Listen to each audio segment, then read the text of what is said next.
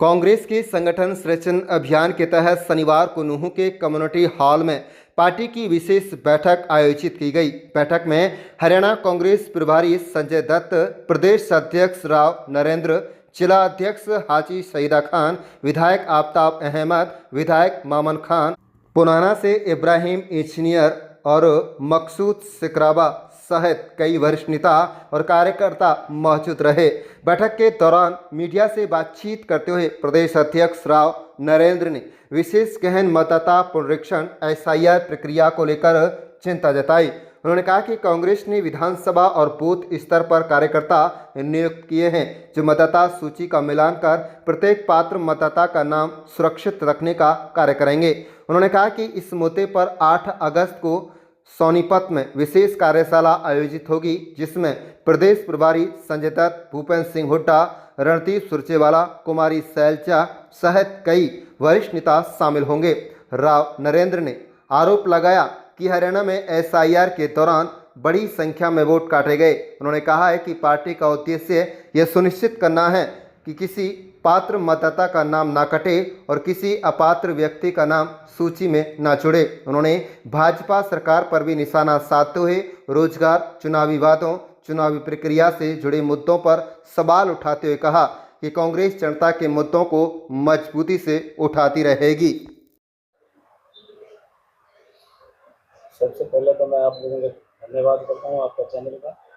दूसरी बात यह है कि उन्हाने में कभी भी चुनाव हो जाए, जिसको भी पार्टी टिकट देगी, मुझे उम्मीद है, भरोसा है, वो बड़े मार्जिन से जीतेगा। और जिसने भी मतलब बगावत करिए, कुछ करिए, वो सिर्फ वैसे ही है, बाकी और कुछ नहीं है। आप भी देखते हैं, आप भी वहाँ उन्हाने से बिलोंग करते हैं, आपको सब कुछ पता है। आज तो सरकार की चमक में वो लोग बड़े वो हो रहे हैं, अंधे हो रहे हैं, बाकी आने वाले समय में कुछ भी नहीं रहेगा। और मेवात आप जानते हैं अच्छी तरह से कि मेवात तो एक कांग्रेस से गढ़ है और इसमें तो कांग्रेस का ही कैंडिडेट जीतेगा। पार्टी को मजबूत बनाने के लिए आपकी तरफ से क्या प्रयास होंगे? दोनों बड़े नेता आज आपके बीच में हैं, क्या दिशा निर्देश? हम पूरी तरीके से पार्टी को जिला लेवल से बूथ लेवल तक हमारे प्रयास हैं। अब हमारा संगठन लगभग बन चुका है, ब्लॉक अध्यक्ष भी हमारे बन गए, हमारी जो जिले की कार्यकारिणी थी वो पूरी तरीके से कंप्लीट है और हम उसमें भी काम कर रहे हैं। जो वहाँ की जो ब्लॉक लेवल की जो कार्यकारिणी है उसमें भी लगभग हमारे 90% तैयारी हो चुकी है और हम बूथ लेवल तक जाएंगे। और जो भी मतलब हम मंडलम के हिसाब से बना रहे हैं, बूथ 20 बूथों पे एक को अध्यक्ष बनाया है, उसमें भी हम काम कर रहे हैं। हमने लगभग वो काम तय कर लिया है, एक दूसरे की जिम्मेदारी दे दी। अब आपको दिख रहा होगा मेवात के अंदर काफ़ी मजबूताई दिखाई दे रही है, जबकि संगठन काफ़ी दिन बाद में ज़मीन बंजर हो चुकी थी। लेकिन हमारे जितने मंत्री जी, विधायक जी और हमारे प्रदेश अध्यक्ष और प्रभारी जी, इनके प्रयास से पूरी तरीक़ा से हम मजबूत हैं। आपको ही दिखाई दे रहा है। धन्यवाद। अगर कांग्रेस की बात करें तो आपने लगातार देखा है कि कांग्रेस घटी हुई दिखाई देती है। चाहे धरना प्रदर्शन की बात करें, रैलियों की बात करें, अलग अलग होते हैं। क्या कहेंगे इसको लेकर? कांग्रेस पार्टी को मजबूती देने के लिए क्या प्रयास है? मैं समझता हूँ कि आपने देखा होगा कि जब से संगठन सर्जन हुआ है, जिला अध्यक्ष नियुक्त हुए हैं, हमारे नए प्रदेश अध्यक्ष भी आए हैं, आप देख सकते हो पार्टी का और देश में जो हालात हैं, जिस तरीके से चाहे महंगाई की बात है, चाहे किसानों की बात है, चाहे छात्र छात्राओं की बात है, किसी भी प्रजातंत्र को बचाने की बात है, कांग्रेस पार्टी के सभी साथी जिला लेवल पे भी और अब तो बूथ लेवल तक और आगे तक संगठन विस्तार हो रहा है। मैं समझता हूँ कि सब मिलके ही अब प्रयास कर रहे हैं और आप देख सकते हो कि आज 8वां जिला है। सब जगह कार्यकर्ताओं ने, नेताओं ने मिलके कांग्रेस के नेतृत्व का जो प्रयास है उसको अपना समर्थन भी दे रहे हैं, अपने सुझाव भी दे रहे हैं। संवाद में पार्टी को मजबूत करने का मैं निश्चित तौर पर मानता हूँ कि आने वाले समय में कांग्रेस संगठित होकर और मजबूती से विपक्ष बीजेपी की जो बरगलाने वाली झूठ बोल के सत्ता हासिल करके बेईमानी से हासिल करी, उसका मुकाबला भी करेगी और जनता के साथ मिलकर जनता के हक के लिए, प्रजातंत्र के लिए लड़ाई करेगी। मंत्रिमंडल शोभा यात्रा की अगर बात करें, 3 वोट हरियाणा में जो बांटे गए हैं उसको लेकर क्या कहेंगे? देखिए, एसआईआर का बड़ा गंभीर मुद्दा है और कांग्रेस पार्टी इसके प्रति बड़ी सक्रिय है। हमने हर विधानसभा के अंदर BLA 1, जिनमें अधिकतर हमारे विधायक और कैंडिडेट्स उम्मीदवार हैं, उनको बनाया गया है। BLA 1 ने आगे BLA 2 बनाए हैं, जो हर बूथ के ऊपर उसी बूथ का रहने वाला है, उस व्यक्ति को हमने वहाँ का इंचार्ज बनाया है। लेकिन आप जानते हैं, आज की रिपोर्ट्स भी आई है कि हिंदुस्तान के अंदर तीसरा ऐसा स्टेट है हरियाणा, जहाँ सबसे ज्यादा वोट डिलीशन किए गए हैं, काटे गए हैं। तो इसलिए हमें बहुत सावधानी की जरूरत है। हमने इस चीज के ऊपर आने वाली 8 तारीख को सोनीपत के अंदर प्रदेश लेवल का एक कार्यशाला आयोजित कर रही है। उस कार्यशाला के अंदर जहाँ प्रदेश प्रभारी जी हमारे साथ होंगे, उसमें हमारे आदरणीय CCL के लीडर श्री भूपेंद्र सिंह हुड्डा जी होंगे, बहन शैलजा जी को हमने आमंत्रित किया है, भाई रणदीप जी भी आएंगे, भाई दीपेंद्र जी आएंगे। तो सभी प्रदेश के नेताओं को हमने आमंत्रित किया है और दिल्ली से कुछ एक्सपर्ट्स भी हमने बुलाए हैं, तो इस विषय में अपनी राय रखते हैं। ये भी अभी 8 तारीख का हमने स्पेशल एक कार्यशाला का प्रोग्राम रख दिया गया है, जिसकी सूचना हम भेज रहे हैं। तो इस तरह से हम बड़े इस मामले में सीरियस है और हमें अपने साथियों से, हमने से पहले भी कांग्रेस ने कहा था, हमारा एक ही उद्देश्य है, सही वोट कटने नहीं चाहिए, गलत वोट जुड़ने नहीं चाहिए। लेकिन अब वो प्रक्रिया 24 तक पूरी हो चुकी है। अब ऑब्जेक्शन करने हैं, कल से वोटर लिस्ट मिलनी शुरू हुई है, हमारे साथियों को मिल रही है, जिलाध्यक्ष महोदय को मिलेगी। हमें कहेंगे अपने BLA 1 को कॉपी दी जाए ताकि वो BLA 2 तक पहुंचाई जा सके और वो अपने अपने बूथ पे हमारे साथी चेक करें कौन सा वोट बूथ पे कट गया जो सही था, कौन सा नया जुड़ा जो गांव में नहीं रहता हो, उसकी शिकायत की जाए। ये सब हम चाहते हैं बूथ के अंदर हमारे कार्यकर्ता मजबूती से, मुस्तैदी से काम करें। अंतिम सवाल, प्रदेश अध्यक्ष भी बदले, प्रभारी भी बदले, लेकिन हरियाणा कांग्रेस के हालात नहीं बदले।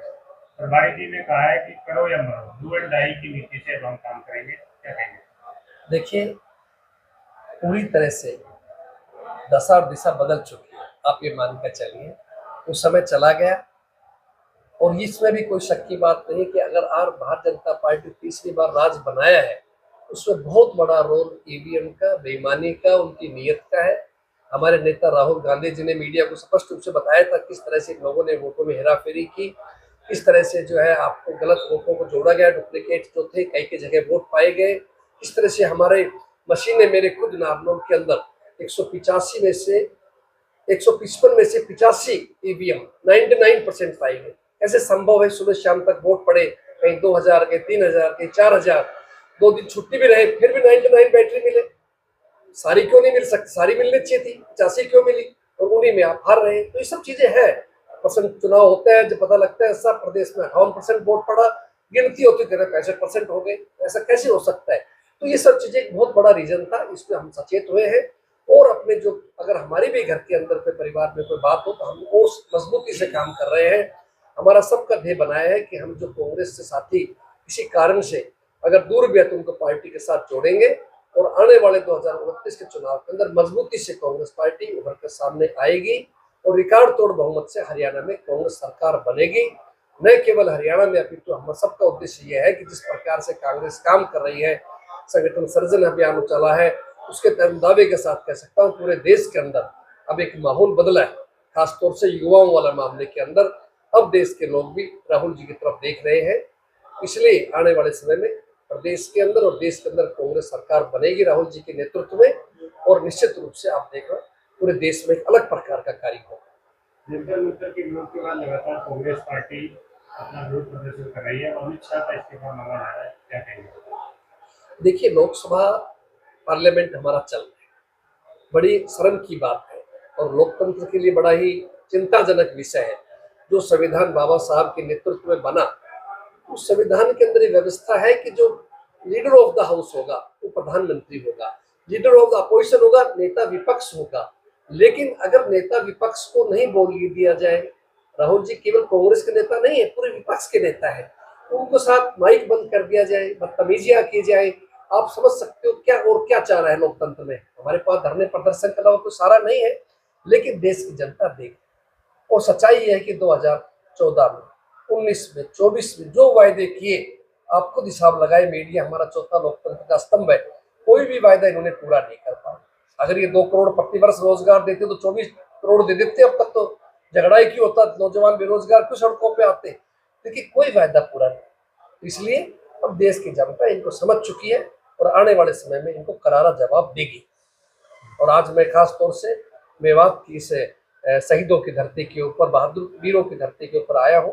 मेरे साथ में हमारे सम्मानीय जिला अध्यक्ष श्री शहीदा खान साहब हैं, हमारे आदरणीय पूर्व मंत्री विधायक श्री आफ्ताब अहमद साहब हैं, हमारे आदरणीय साथी जो हरियाणा में जो रिकॉर्ड बनाया सबसे ज़्यादा वोटों जीतने का, श्री मामन खान जी साथ हैं, और तमाम हमारे नेता, मेवात के नेता सभी आए हुए हैं। मैं इन सबका हृदय की गहराई से अपनी तरफ से प्रदेश कांग्रेस से इनका आभार प्रकट करता हूँ कि इन्होंने आज बहुत शानदार कार्यक्रम रखा हुआ है। लोगों से मिलवाने का, जुड़वाने का प्रोग्राम हमारा पूरी तीनों विधानसभा क्षेत्रों से मिलकर के ही हम लोग आज जाएंगे। बहुत बहुत धन्यवाद।